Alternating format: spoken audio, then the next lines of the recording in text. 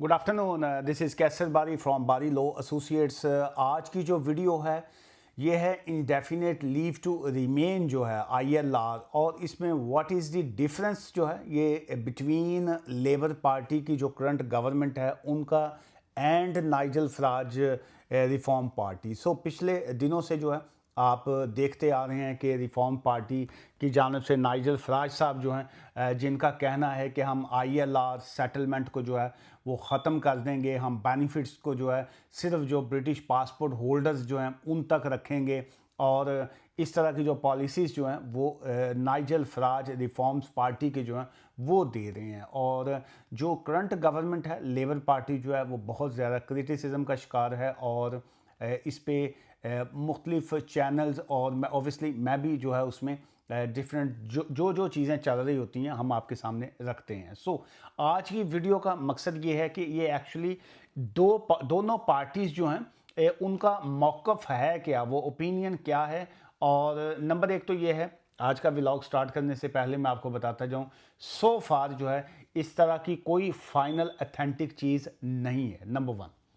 Number two, जो लोग इस वक्त ऑलरेडी किसी न किसी अपने वीज़ा पे हैं उनको पैनिक में जाने की ज़रूरत नहीं है। आपका जब भी टाइम फ्रेम मुकम्मल होता है आप अपनी सिचुएशन के मुताबिक जो है, अगर आप एलिजिबिलिटी आपकी 5 ईयर्स या 10 ईयर्स जो भी आपका वीज़ा रूट है वो अगर बन रही है तो उसमें यह है कि डोंट डिले, उसमें डिले मत कीजिए, take a proper legal advice और उसके बाद जो है अपनी एप्लीकेशन को जो है वो मूव कीजिए। सो टाइम जो है ये चेंज होता रहता है, बहुत सी चीज़ें जो हैं ये बाज़ आती हैं, चेंज होती रहती हैं। रूल्स मैंने पिछले कई सालों में जो है इमिग्रेशन रूल्स को जो है बहुत तेज़ी से जो है वो भी बदलते हुए देखा। जो यंगस्टर्स हैं या ये जो नए लोग UK में आए हैं इमिग्रेशन के हवाले से, जब वो कुछ चीज़ों को देखते हैं तो उनको ये लगता है कि पता नहीं है की हो गया, पता नहीं हम आए हैं तो ऐसा हो गया। ऐसा नहीं है, ये पिछले कई सालों से जो है ये जो इंटरनेशनल जो कंट्रीज़ जो होते हैं, चाहे इसमें US हो, कनाडा हो, ऑस्ट्रेलिया हो, न्यूजीलैंड है या मिडल ईस्ट के कंट्रीज़ जो हैं,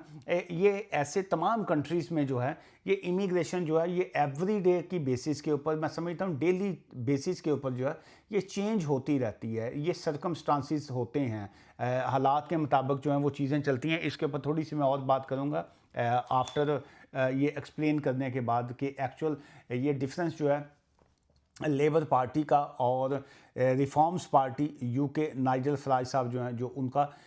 इसमें डिफरेंस क्या है। और ये नाइजल फराज साहब तो पिछले कई दिनों से ये कहते आ रहे थे, और लेकिन यस्टरडे संडे को जो था लेबर पार्टी की तरफ से मौजूदा गवर्नमेंट की तरफ से जो था एक कॉन्फ्रेंस जो थी वो लिवरपूल में हुई, और उसके बाद जो है तमाम ऑब्वियसली मिनिस्ट्री के लोग वहाँ पे आए हुए थे, और उन्होंने अपना जो भी उनका काम था, जिसकी जो पॉलिसीज़ जो बनती थी या जिसके ज़िम्मे जो काम था, उन्होंने कल मीडिया के साथ जो है वो सारी चीज़ें एक्सप्लेन की। लेकिन जो हॉट केक जिसको कहेंगे वो इमिग्रेशन इश्यूज़ ही थे, और उसमें शबाना महमूद साहिबा जो हैं वो भी काफ़ी बिज़ी रही। उन्होंने मुख्तलिफ़ चैनल्स को, मुख्तलिफ़ मीडिया को जो था बड़ी ब्लंट मैं समझता हूँ किस्म की जो है वो करेज के साथ, कॉन्फिडेंस के साथ, हिम्मत के साथ और बड़ी पॉजिटिव चीज़ें जो है वो बयान की। और मैं ये समझता हूँ पर्सनली तौर पे कि लेबर पार्टी की तरफ से जो है ये शबाना महमूद साहिबा ने जो कल बातें की हैं उस पर जो वोट बैंक जो है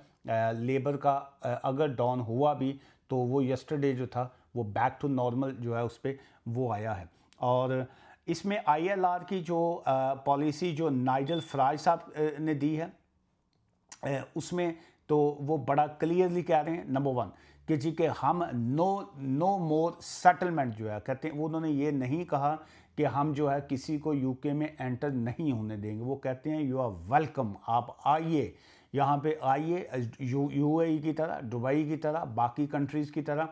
बिजनेस वीज़ा है आपका या स्किल्ड वर्कर वीज़ा है, लेकिन अल्टीमेटली हम आपको सेटलमेंट नहीं देंगे। आप यहाँ पे आइए, रहिए, अपना वीज़ा जो है जब आपका 4 ईयर्स का है, 5 ईयर्स का है, 3 ईयर्स का है, जो भी आपका टाइम टन्योर है, उसके बाद आप उसको एक्सटेंड करवाइए। उसकी एक्सटेंशन कैसे होती है, जैसे अब जो जितने दोस्त जो हैं जो तो यूके बेस्ड हैं उनको तो अब चीज़ों का पता चल चुका होगा। बहुत से लोग जो नए आने वाले लोग हैं या इंटरनेशनली बैठ के देखते हैं मेरा इस व्लॉग्स को, वो अब अगर कोई मिडल ईस्ट के लोग हैं तो वो उनको पता है कि जी कि जब वो एक एम्प्लॉयर के साथ वो काम कर रहे होते हैं, जैसे हम मिडल ईस्ट की अगर हम बात कर लें, तो वो जो एम्प्लॉयर होता है वो उनका सैलरी दे रहा होता है और उसका फिर लेटर और कॉन्ट्रैक्ट के बाद जो है उनका वीज़ा जो है वो आगे एक्सटेंड हो जाता है। सो इसी तरह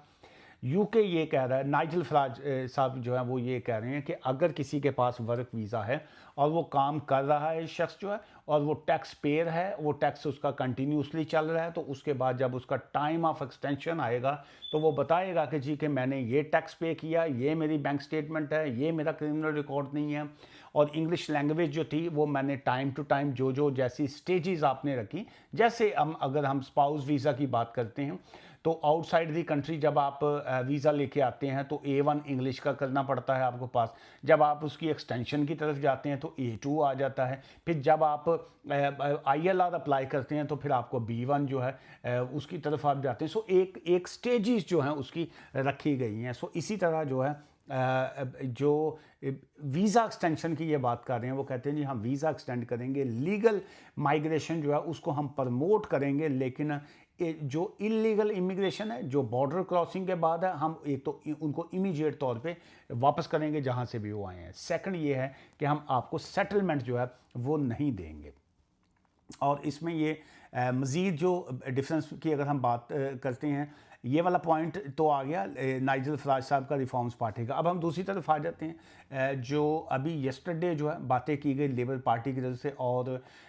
PM साहब जो हैं, करंट PM साहब के स्टामर साहब जो हैं, उन्होंने कहा कि जी कि ये जो नाइजल फराज साहब का बयानात हैं, जो उनकी स्टेटमेंट है, इससे डिस्क्रिमिनेशन जो है ये रेसिज्म में आ जाती है। और यूके की जो हमारी सोसाइटी है ये बड़ी एक लिबरल किस्म की सोसाइटी है और इसमें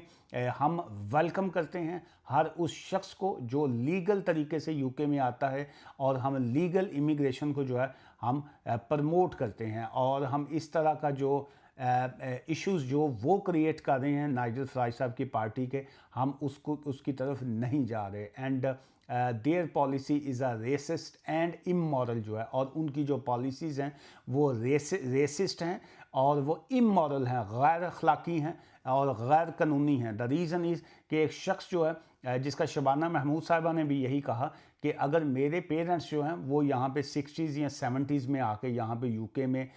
आए, एज अ इमिग्रेंट आए, उसके बाद जो है हम लोग यहाँ पे इस सोसाइटी में रहे, हमने इस सोसाइटी में को अपना समझा, हमने यहाँ पे अपने आप को डेवलप किया, जिसकी वजह से जो है आज हम एक पॉजिटिव करैक्टर जो है इस सोसाइटी में अपना अदा कर रहे हैं। सो सेम ये वही रूल्स हैं जो अगर हम फैमिली रूल्स की तरफ आते हैं तो उसमें ये आ जाता है कि एक बच्चा जो है वो यूके के अंदर बॉर्न हुआ, पैदा हुआ, उसको कंटिन्यूसली यहाँ पे रहते हुए 7 इयर्स हो गए, 7 साल गुजार लिए। अब वो बच्चा जो है 7 साल का बच्चा जो है ऑब्वियसली वो स्कूल जाना स्टार्ट कर देता है, और उसकी जो अर्ली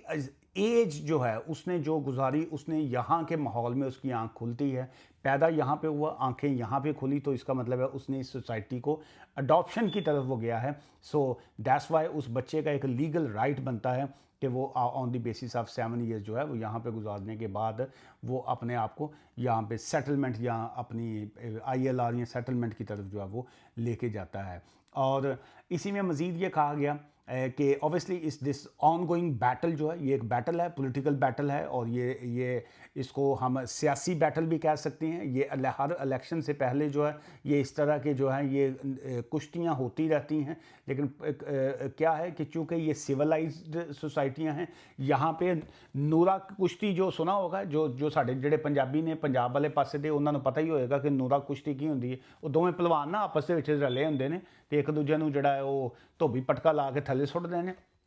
साढ़े दादाजी पहलवान सन, इस वास्ते मैंने वो याद आ गया नूरा कुश्ती। सो वो बताते होते थे कि बाज़ जो है पहलवान आपस में, पहलवान जो हैं वो आपस में ड्रामा वाली भी कुश्ती लड़ते थे। लेकिन ये जो सिविलाइज्ड सोसाइटियां हैं यहाँ की, यहाँ पे नूरा कुश्ती नहीं होती। यहाँ पे हर जो पॉलिटिकल पार्टी होती है वो अपना जो उनका मौक़िफ़ होता है, जो उनकी ओपिनियन होती है, वो इस तरह पब्लिक के सामने लेके आते हैं और यहाँ पे यू टर्न लेने के ऊपर कोई पाबंदी नहीं है और यहाँ पे यू टर्न ली जाती है। और मोस्ट केसेस में देखा है कि अक्सर पॉलिटिशियन जो हैं वो जब पब्लिक ओपिनियन वैसी आती है तो उसके मुताबिक अपना जो उनका इंडिया होता है, जो उनकी प्लानिंग होती है, जो उनका एक चैप्टर प्रेम्बल उन्होंने सोचा होता है, उसमें वो चेंजेस जो हैं वो करते रहते हैं हालात के मुताबिक जो है। इसमें जो राइट नाउ की बैटल है उसमें credible plans to reduce legal migration after statistic जो रिपोर्ट आई है from the past two periods जो हैं 2022 टू 2024 की, अगर हम 2 ईयर्स की अगर हम बात करते हैं, so showed the highest level of net migration जो है। इसमें नो डाउट कि 2 सालों में जो है वो बड़ा हाई लेवल किस्म की ये माइग्रेशन का आया है। And keeping begin in 1940s जो है, और ये जो ONS इनका है, नेशनल स्टैटिस्टिक ऑफिस जो है, उनकी रिपोर्ट के मुताबिक 1940 के बाद जो है ये पिछले 2 सालों की जो माइग्रेशन हुई है इस the one of the highest जो है वो आएंगे। और ऑब्वियसली बहुत से लोग जो यहाँ पे ब्रिटिश हैं, UK बेस्ड हैं, जिनके पास यहाँ का नेशनैलिटी है या डॉक्यूमेंट्स हैं, उनको जॉब ढूंढने में जो है बहुत दिक्कत आ रही है, मुश्किलात आ रही हैं। और वो जॉब्स कहाँ पे जा रही हैं? वो जॉब्स जो हैं वो इलीगल इमिग्रेंट्स जो हैं वो खा रहे हैं। वो खा किस तरीके से रहे हैं कि एक जो ऑनर है कंपनी का, उसको पता है कि मैंने जॉब पे किसी को रखना है, तो वो उसकी बजाय इलीगल को, ओवरस्टेड को लोगों को जॉब्स देते हैं, क्योंकि उन्होंने पर डे उनको कुछ ना कुछ जो है 50, 60, 70 पाउंड्स के ऊपर 12, 15, 18 घंटे जो है उन्होंने वो काम लेना होता है। और ये गवर्नमेंट ये समझती है कि जी कि इस तरह के इलीगल